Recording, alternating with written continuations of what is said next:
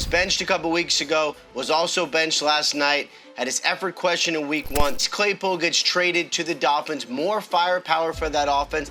It is players who are probably going to end up being cut anyway if they are not traded, similar to J.C. Jackson. You guys have to believe me when I say that I want this story to have a happy ending. And maybe this is the happy ending for Chase Claypool. Maybe he just needed a change of scenery in order to find some success. I don't necessarily know how much success he's going to find in this new environment, but we're going to break it all down for you guys because this part was inevitable. Before we get to the content, make sure you drop a like, subscribe, and turn on our notifications to help the channel grow. Now that we got all that out of the way, break!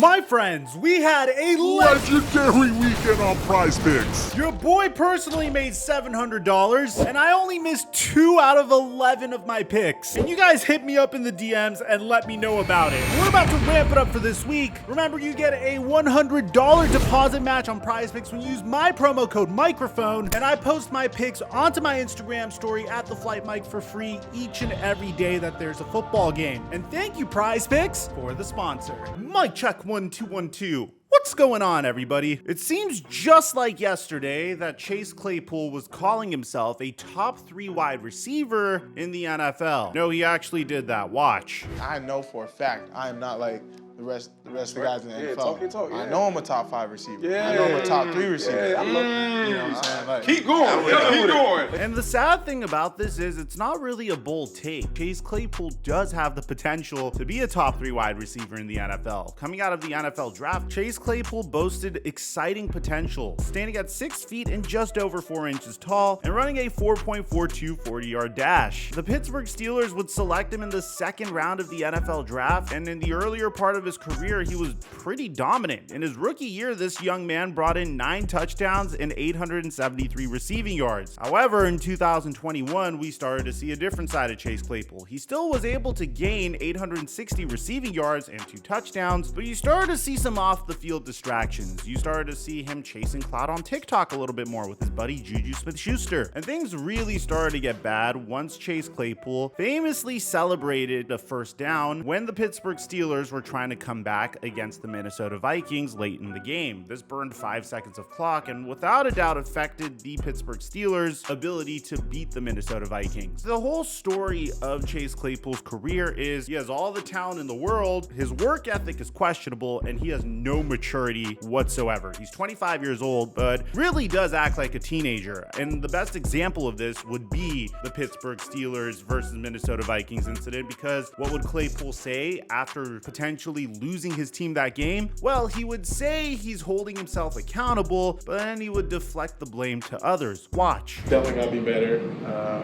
I got tackled near the hash, did my little first down point, and went to hand the ball to the ref. He had just got there. Right. So even if I got right up and looked for him, he just wasn't there. So he ran down the field to come get the ball, and the ball got knocked out of my hands. That's what cost us time. But I definitely do have to be better. I knew the situation.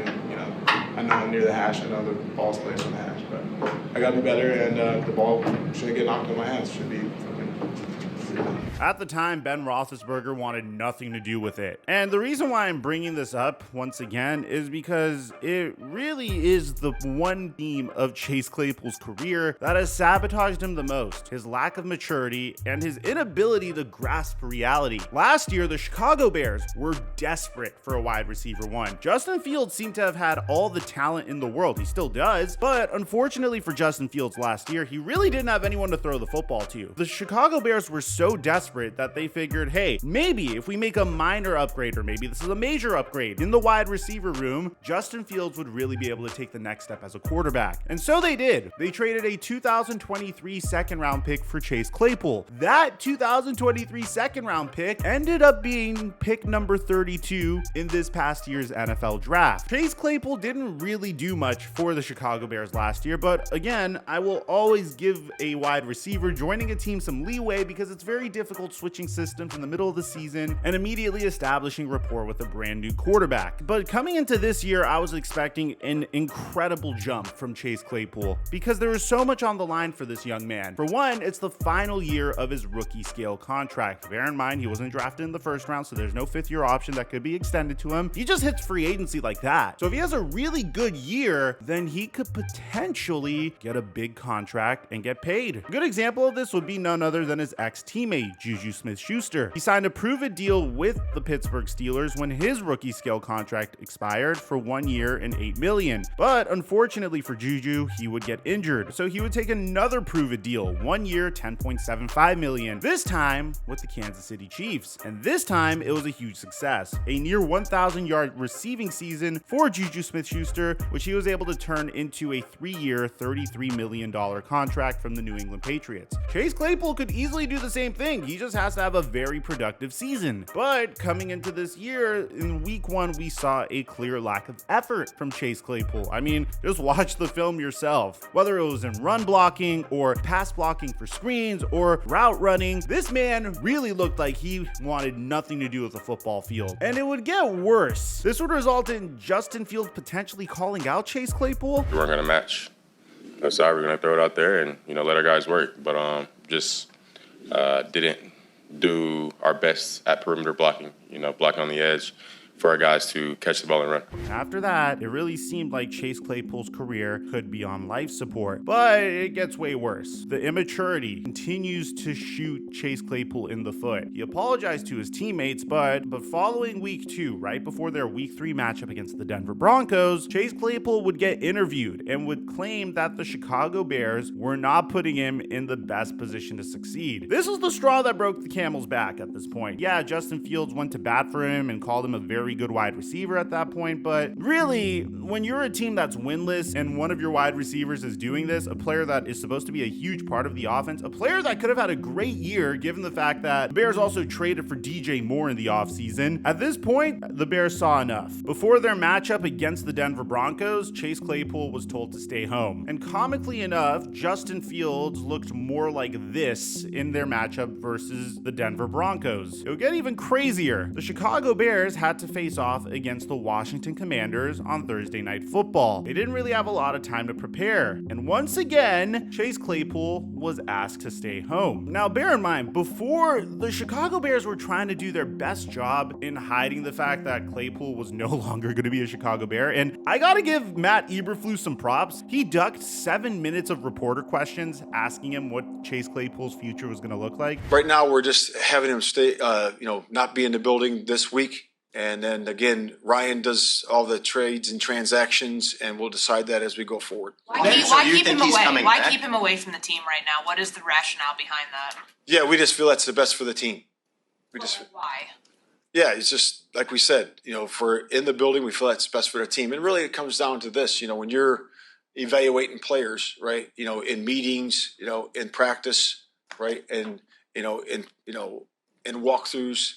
All those things, it's important that you evaluate the entire body of work, right? And we just feel that right now Chase is going to be out of the building is best for our football team. There's almost. But eventually it seemed like the writing was on the wall because before Thursday Night Football, General Manager Ryan Poles wished Chase Claypool the best in his future endeavors. According to Courtney Cronin, Ryan Poles said he wishes Chase Claypool luck moving forward in his career, that this situation is one that Claypool and the Bears will learn from. I always look at things from a player's perspective. You have a player going into his free agent year who wants to be productive and help us. And when things aren't going the right way, sometimes you get emotional. Things don't work out and you struggle to blend in and keep resilient and stay resilient with the rest of the crew. I think Chase is going to learn from this situation. We all will. And I wish him luck moving forward throughout his career. So at the time, we didn't really know what he was talking about, but I think it was kind of funny that once again, Justin Fields had one of the best games of his career. And I don't think this is 100% due to the fact that Chase Claypool wasn't available in the Bears game versus the Washington Commanders, but I have to admit, it is pretty ironic. Justin Fields would go 15 of 29 for 282 yards and 4 touchdowns, and the Bears' first victory in almost a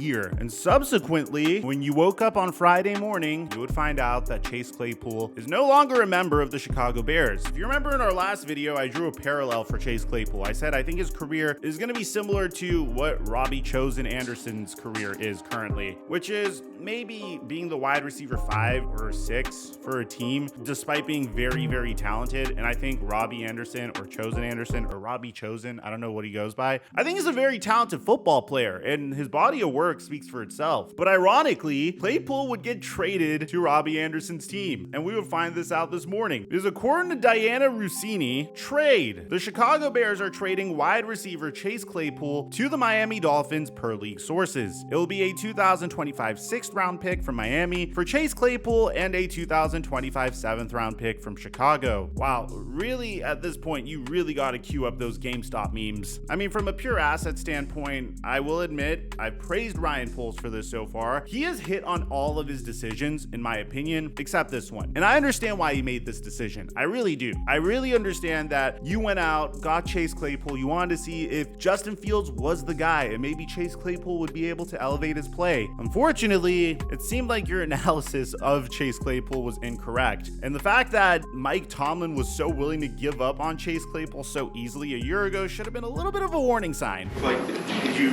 bench Chase Claypool for a while? I did. Is that because of the penalty? Yes. Was the message service that did you feel like it made a difference? We'll see.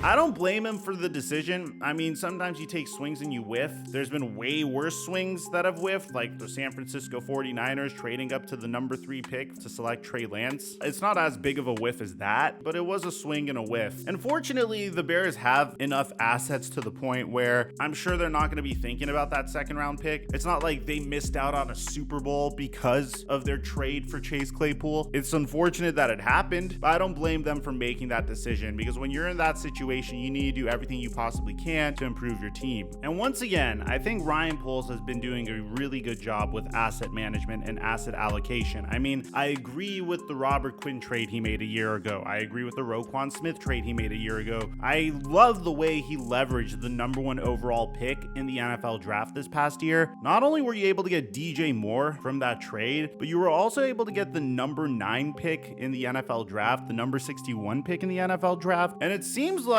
you might get the number 1 pick once again in the NFL draft this year, because Carolina is winless at the time that we're making this video. So I don't want this to seem like Ryan Poles is an idiot and he has no idea what he's doing, because I feel like he's doing a great job with building the Chicago Bears team. Last year, it was about trying to get as much cap space as you possibly could. This year, it's about trying to hit on your draft picks and to stock up on draft picks for the future. Unfortunately, Chase Claypool didn't work out. That's not something I'm going to hold against him, because Chase Claypool is the type of player that has all the talent in the world. And if this was a guy that was just really bad at football, I'd understand if fans were frustrated. But this isn't a guy that's really bad at football. This is a guy that's really good at football and just doesn't want to play good football, which is very unfortunate. As for the Miami Dolphins, man, I mean, I don't even know where Chase Claypool is going to slide in here, because the Dolphins are already very deep at the wide receiver position. I mean, if there was a team that I thought would not really need a wide receiver, it would probably be the Dolphins. I mean, between Tyreek Hill, Jalen Waddle, Braxton Berrios, then you have Cedric Wilson, Robbie Chosen, and then I guess comes Chase Claypool. Maybe if Claypool's really tapped in, maybe the culture or Jalen Waddle and Tyreek Hill's influence would really help Chase Claypool get it together. I mean, you need to understand there's a lot of good players and a lot of respected players on this Miami Dolphins team. From Mike McDaniel, who actually seems quirky and fun to play football for.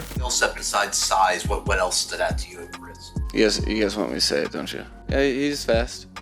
That's cool. To Tyreek Hill, who's one of the best, who could impart some wisdom in that wide receiver room. I mean, you have Jalen Ramsey and Xavier Howard, who you'd probably get some reps against, assuming you get those reps against them. But there is a good chance that you don't even see Chase Claypool take the football field. I mean, I think he's in a situation where when he does take the football field, you'll probably see us tweeting on Twitter, "Oh my God, a Chase Claypool sighting." At this point, I would not be surprised if you don't see Chase Claypool on the football field at all whatsoever, unless if the Miami Dolphins have problems with injuries or depth. I really wish the best for him. I mean, this guy went from being called Mapletron for having a similar build to Calvin Johnson and looking dominant as ever in his rookie year, to going from one team to being the wide receiver 6 for the Miami Dolphins. And I mean, I just hope it works out for him. I want to see talented players succeed in the NFL. I really hope it's a wake-up call for him. Let me know what you guys think in the comment section down below. Aside from that, I'm your boy Mike. I'm dropping our mic until our next upload.